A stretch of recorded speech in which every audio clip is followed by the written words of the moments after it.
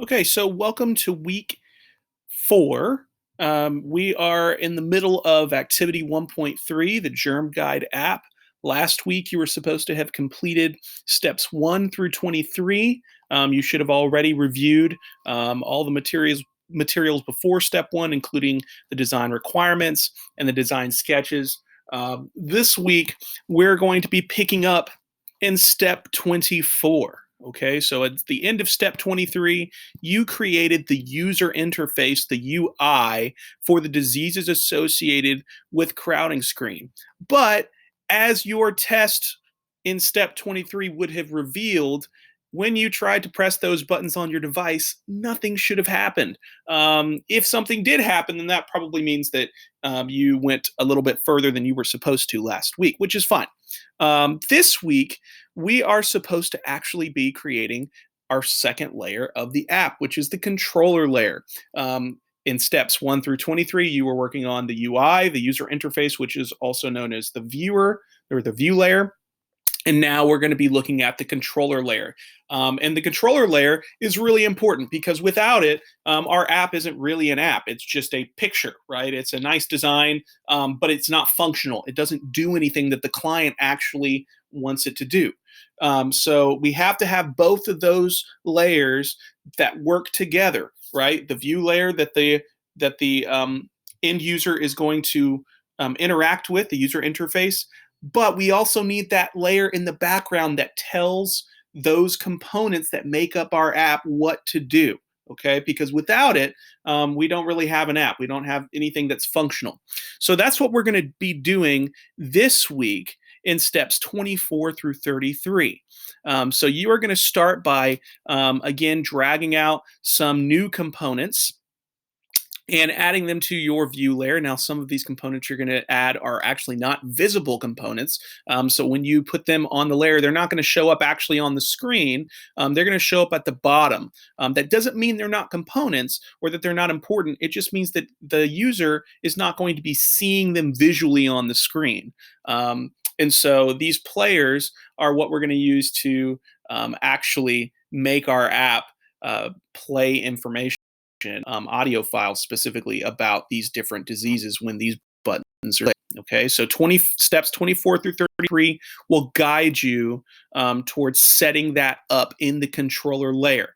And again, now you're going to be on the back side of MIT App Inventor in the blocks editor. Remember, you get there by clicking up in the upper right hand corner. There's two buttons, one for designer where you've been working so far, and then the other one for blocks to get to your blocks viewer to actually start setting up that controller layer.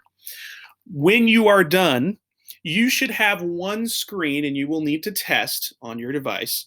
You should have one screen, the diseases associated with crowding screen, completely functional. That means your screen looks the right way. It looks like this. When you press the measles button, it plays an audio file about the measles. When you press the meningitis button, it plays an audio file about meningitis. Okay, all of that, if that works, then you are ready then to start building the other screens. Because remember, if we refer back to our design brief, our Bible, right, that they gave us, this app does not just have two screens. It doesn't just have a home screen and a crowding screen.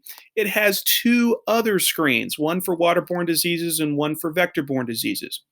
Now, the rest of what you're going to do this week is actually going back and reviewing steps 10 through 23 to create the other two screens. Okay. And so you are going to start on step 10, and then you're going to go through step 23 to build the user interface, right? That's our view layer for the waterborne diseases screen. And then you're going to go through steps 10 through 23 again to build the user interface, right? The view layer for the vector-borne diseases screen, okay? Now, one of the things that you will need to keep in mind is that as you go through steps 23, 10 through 23, it's going to be talking to you about the diseases that are supposed to be on the crowding screen, right? So it's going to be talking to you about measles and meningitis. However, obviously we're not going to be putting anything about measles and meningitis on our other two screens. So as you go through, you really need to refer back to the design sketches so that you can keep in mind what diseases you're actually going to be talking about. And as you name things, as you set the sources for the players to make sure that they are playing the right information about the right diseases, make sure that you are referring back to these design sketches. Okay, it tells you exactly what is supposed to be in the title. It tells you exactly what everything is supposed to be named, and it tells you what the source should be for those players as you begin to set up the the controller layer, which you will not do this week, but you will next week. Okay, so this week, just to review, to recap, you are going to be going through steps 24 through 33 to build the controller layer for the crowding screen. When you are done with that, you're going to test it and make sure that it works. You're going to answer any associated questions in your checklist for those steps, okay, 24 through 33. Basically, that's going to take you to the end of your checklist. Then you are going to build the view layer, right? The view layer. That means you're going to go through steps 10 through 23 twice, once for the waterborne diseases screen and another time for the vector-borne diseases screen. Okay, so you're going to have one screen, the crowding screen is going to be completely done and functional, and these two screens are going to at least look the right way and be formatted the right way heading into our final week, week 5.